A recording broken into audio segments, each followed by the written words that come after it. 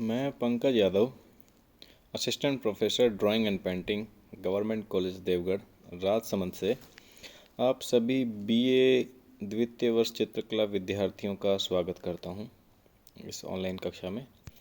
इस ऑनलाइन कक्षा में हम जो चैप्टर पढ़ रहे थे वह मुग़ल चित्रशैली के बारे में था और मुग़ल चित्रशैली अपने शासकों की कृपा पर ही टिकी हुई थी।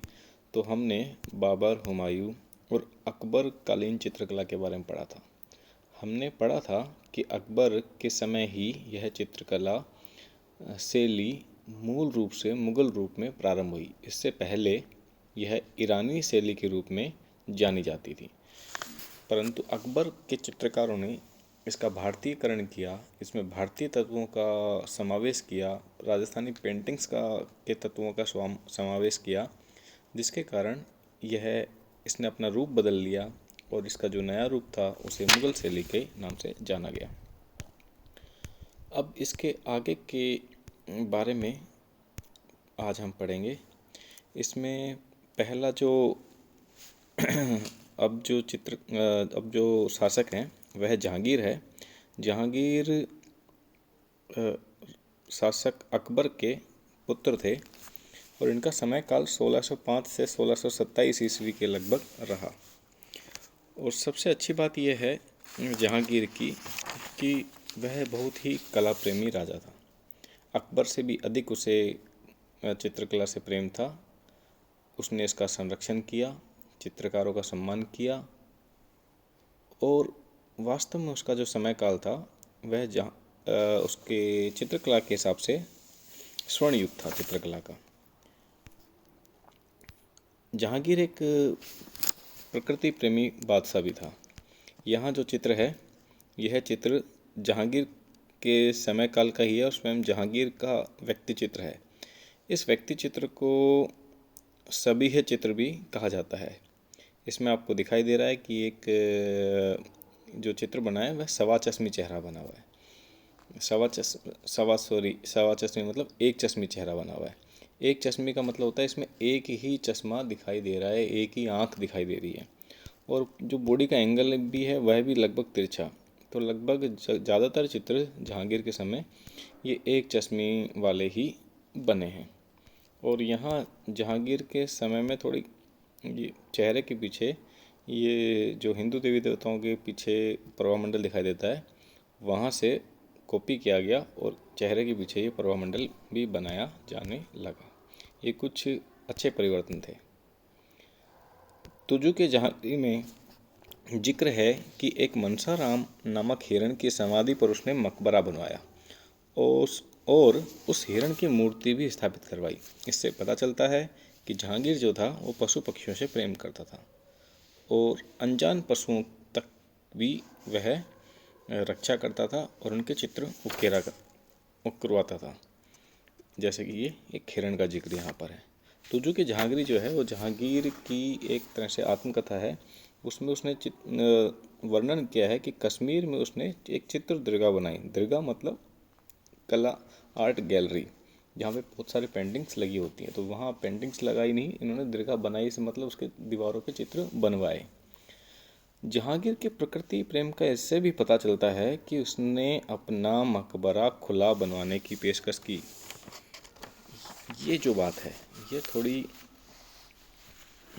इस बात से आप बिल्कुल पता लगा सकते हैं कि उसे प्रकृति से कितना प्रेम था, क्योंकि ज़्यादातर जो शासकों के मकबरे हैं वो एक महल नुमा होते हैं, ऊपर से ढके होते हैं, अंदर आप प्रवेश कर सकते हैं, पशु पक्षी वगैरह प्रवेश नहीं कर सकते।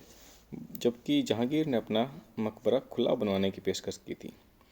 क्यों की थी? क्योंकि वह प्रकृति को मर जाने के बाद भी महसूस करना चाहता था। जैसे ओस हुई, वर्षा की बूंदें हुई, ठंडी हवा हुई, इन सबको वह महसूस करना चाहता था। वह जानवरों के प्रति बहुत दयालु था।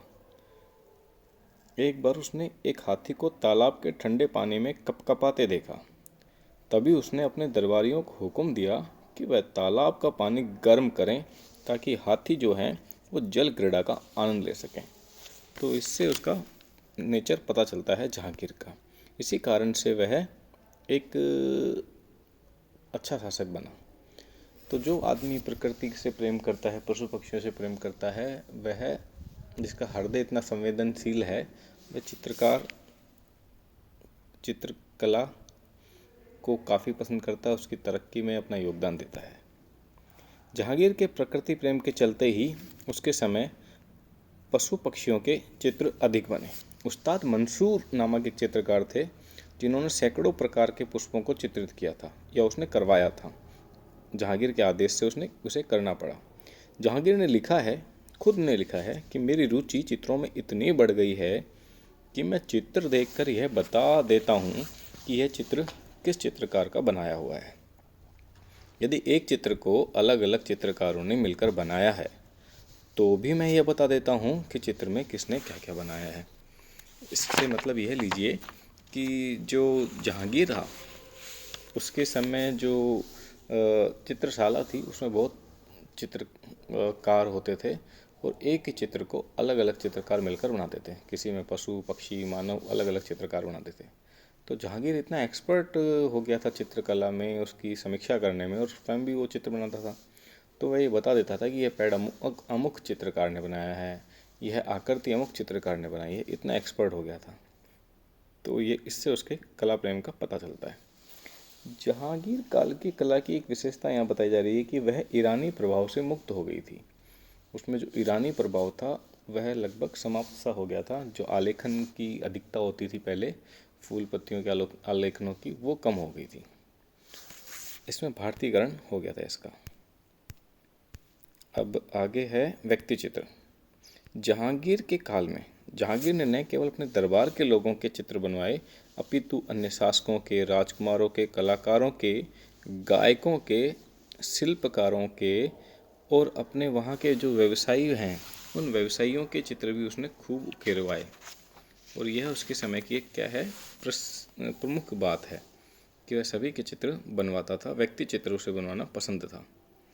जहांगीर के काल के चित्रकार और उनकी स्थिति के बारे में अगला टॉपिक है।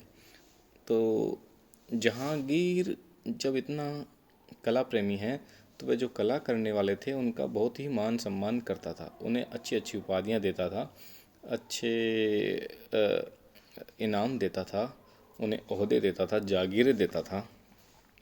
तो जैसे कि यहाँ कुछ उल्लेख है कि उसने चित्रशाला को संरक्षण दिया, चित्रकार नियुक्त किए, उसने अपने चित्रकारों को नादिर उस्ताद अल मुसब्बरीन अर्थात चित्रकार शिरोमणि की उपाधि से नवाजा, नादिर उल असर अर्थात युग शिरोमणि की उपाधि से नवाजा। ऐसी और भी उपाधियाँ थी जैसे कि उस्ताद अल मुसब्बरीन ये चित्रकार शिरोमणि की उपाधि है। तो ऐसे ही बहुत सारी उपाधियाँ उसने अपने चित्रकारों को दी। और एक सबसे इंटरेस्टिंग बात, उसके शासनकाल में महिलाएं भी चित्रकार थी। कुछ महिला चित्रकारों के नाम आते हैं, साइफा बानो, नादिरा बानो, रुकई बानो इनमें प्रमुख थी। अब ये महिला चित्रकार क्यों होती थी?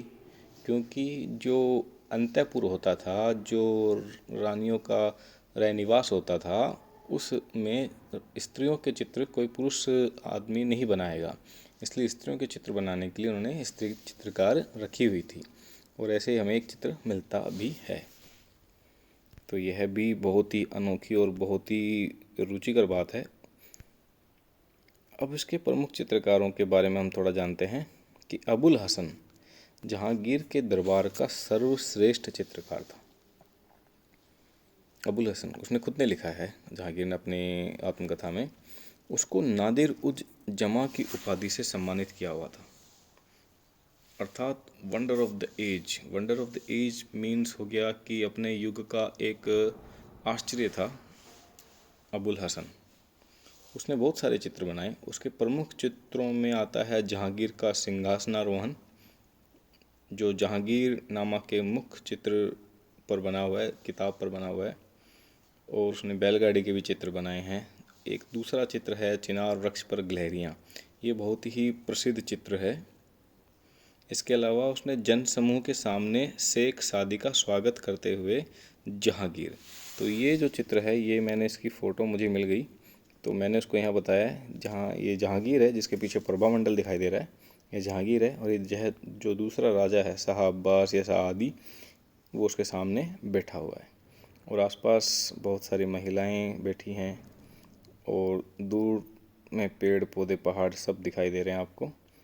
आसमान दिखाई दे रहा है। सभी लोग ज़्यादातर एक चश्मी हैं और कुछ को पौने दो चश्मी भी बनाया गया है। तो यह उस समय का प्रमुख चित्र है जो अबुल हसन द्वारा बनाया गया था। रंग बिरंगा चित्र है। मनोहर मनोहर शिकार के चित्र बनाने में निपुण था। तो मनोहर एक उसका अन्य चित्रकार है, एक हिंदू चित्रकार था और उसके प्रमुख चित्रों में शेर का शिकार करते हुए जहांगीर का चित्र काफ़ी फेमस है। मनोहर का एक चित्र यहाँ हमारे पास है जिसमें जहांगीर जो है अपने बेटे खुर्रम मतलब शाहजहाँ का वज़न करवा रहा है, वज़न तुलवा रहा है। इसमें भी आपको ज़्यादातर चेहरे एक चश्मे दिखाई देंगे और इसमें चित्र के चारों ओर बॉर्डर बना हुआ है, दिख रहा है आपको बॉर्डर, इसे हाशिया बोलते हैं। और चित्र में ऊपर कहीं कुछ लिपि भी लिखी हुई है, फारसी लिपि में कुछ लिखा हुआ है। तो यह भी एक विशेषता है कि चित्रों में लिपि लिखी जाती थी। एक अन्य चित्रकार था बिशन दास। सभी चित्र बनाने में यह बहुत ही महारथी था। जहांगीर ने इसे ईरान के शासक शाह अब्बास के पास भेजा था क्योंकि ये व्यक्ति चित्र अच्छा बनाता था, तो इसे वहाँ के शासक को प्रसन्न करने के लिए भेज दिया था। इस प्रकार का कार्य पहले के राजा महाराजा किया करते थे। अब आगे जो है हम अन्य चित्रकारों के बारे में पढ़ेंगे। फ़िलहाल के लिए इतना ही काफ़ी है। अगली कक्षा में मिलते हैं। धन्यवाद।